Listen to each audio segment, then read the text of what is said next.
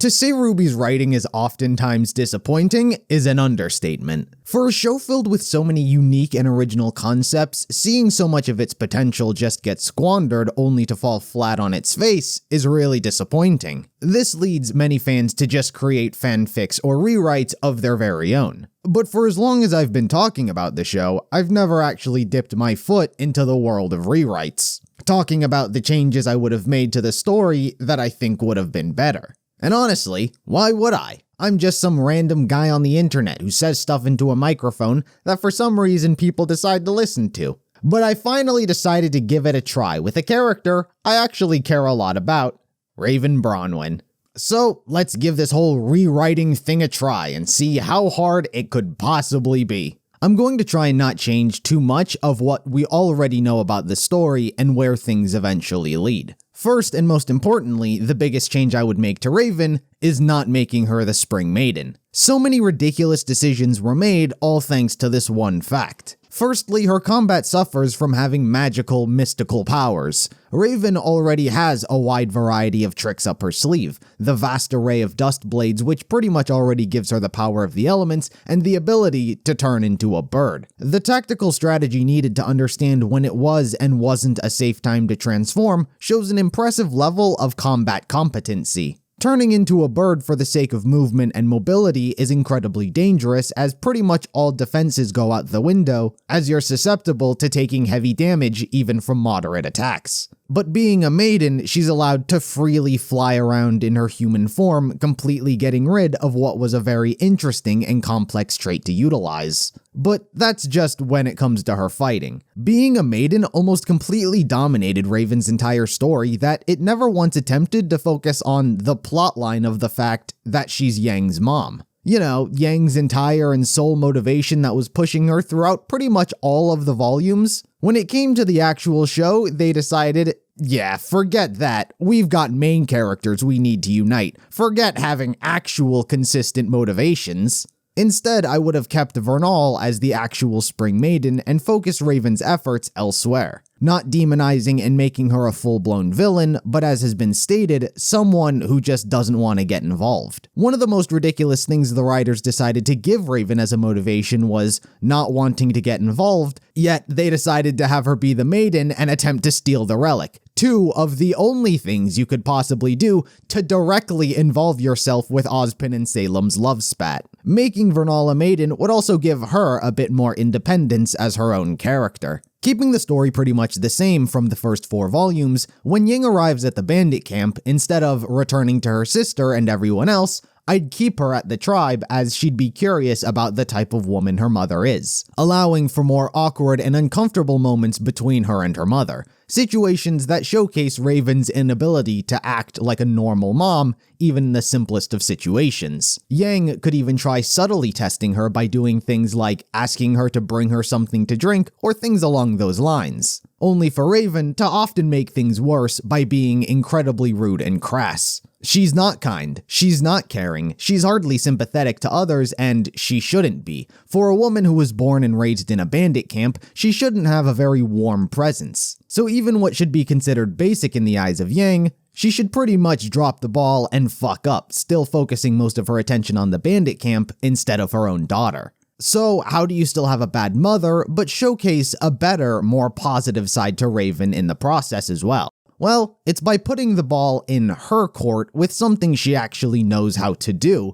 and that's fighting. You see, the reason Raven isn't a very good mother is because she really only knows how to do one thing: be a bandit and fight. She can't provide a nice warm roof over someone's head or a baking sheet of cookies. But what she can do is kick the shit out of people. I'm not trying to make Raven Mother of the Year or anything, but rather showcase her own strengths as a character. Raven bringing up Yang's severed arm would be a completely natural and normal thing to call attention to and talk about. Raven's already aware of it, so it's no surprise. The topic of Adam would get brought up, and the fact that she pretty much got decimated in the fight. This would upset Yang, and Raven would challenge her to a fight, or more accurately, a sparring session, to showcase what exactly she's capable of. We'd get a cool fight scene with mother and daughter, with Raven unequivocally coming out as the victor. And we'd learn that Yang has no idea how to actually fight against a swordsman, at least a competently skilled one. So the prospect of getting revenge is only an idea she's not actually capable of carrying through with. So Yang's time within the bandit camp would be spent with Raven training her on how to actually fight someone who has a sword with her bare fists. The dynamic would completely change with Raven, as she would have been initially very awkward with her daughter, not really knowing what to do or how to interact with her, to a very confident and comfortable figure.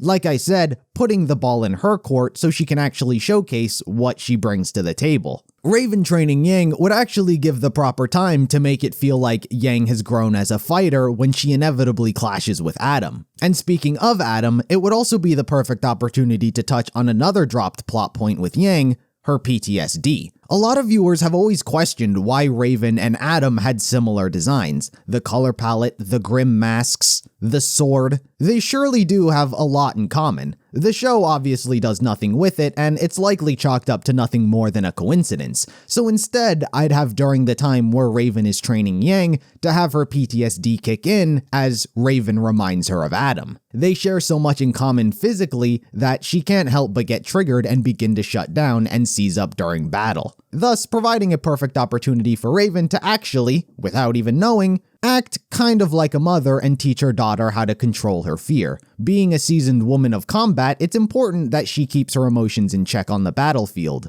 Or even better, have Raven relate to Yang by expressing the fear she has for Salem from some past encounter. That Salem is to Raven as Adam is to Yang. That at some point in the past, Raven too had experienced some traumatic encounter, and she's since had to learn how to overcome or simply cope with it, thus foreshadowing the danger of Salem as well as Raven's fear of her, while also relating a past experience to her daughter. Yang would not only have been training her physical ability to take on Adam, but her mental as well. Both of those things were a problem during their encounter. Yang hadn't trained and just conveniently decided to overcome her PTSD, and thus she beat Adam. So by killing two birds with one stone by training with Raven, it would have felt like she actually learned how to fight a swordsman and control her emotions. It would also be very natural for Raven to try and teach Yang how to kill someone, an outlandish idea for most mothers to their daughter, and one that Yang would likely be taken aback by. We know Raven's survival of the fittest mentality, and part of that comes with taking others' lives, especially those who pose a real threat to you. It'd be an idea Yang would likely completely reject outright and possibly be pissed that she even recommended it. However, trying to instill the reality of the world that people can and will die, some of which possibly by her very own hands one day, and so she should be prepared for when that day comes. Yet again, this would only be set up for when she eventually kills Adam.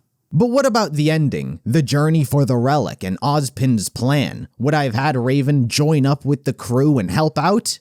Nope. After Yang leaves the bandit camp to return to the others, I'd still have Raven refuse to lend a helping hand and get involved with Ozpin's schemes again, still leaving Yang with the warning about his lies as well as the danger of Salem, but a message Yang simply doesn't understand yet. She was still incredibly trustworthy of Ozpin and had yet to see what Salem could do. Just as Yang began to warm up to her mother a little, her refusal to help leaves only a sour taste in her mouth yet again, and they leave off on not great terms. But considering the plot needs to advance, I'd still have Vernal, who I said should be the maiden, go along with Yang and help the crew. By putting these two together, we could get an outsider's perspective on the quote-unquote parenting of Raven. Vernal could share her experiences with Raven and what she was like, perhaps teaching her the hardships of the world and being incredibly rough on her so she would be strong, teaching her how to kill and raid for the sake of survival. Things that don't seem very nice, but come from a place of a protective leader. It would open Yang's eyes to the type of life she would have lived if she were with her instead of her father.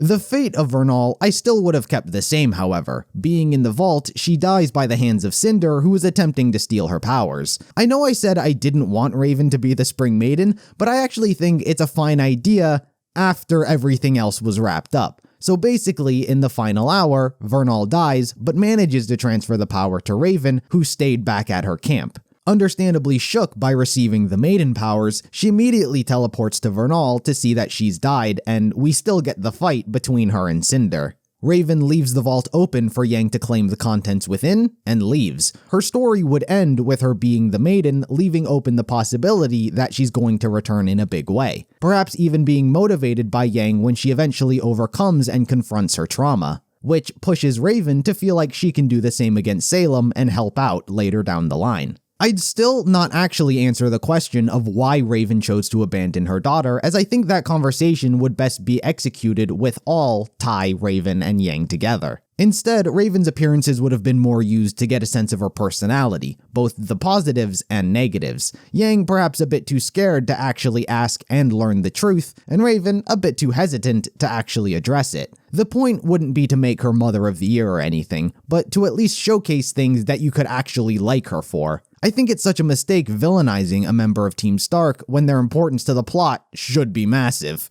But anyway, that's just how I would have rewritten the storyline of Raven. Let me know what you guys think and if there's anything else you think I could have added, or what you just thought of it in general. But for now, that's all I have to say. I'll see you in the next video.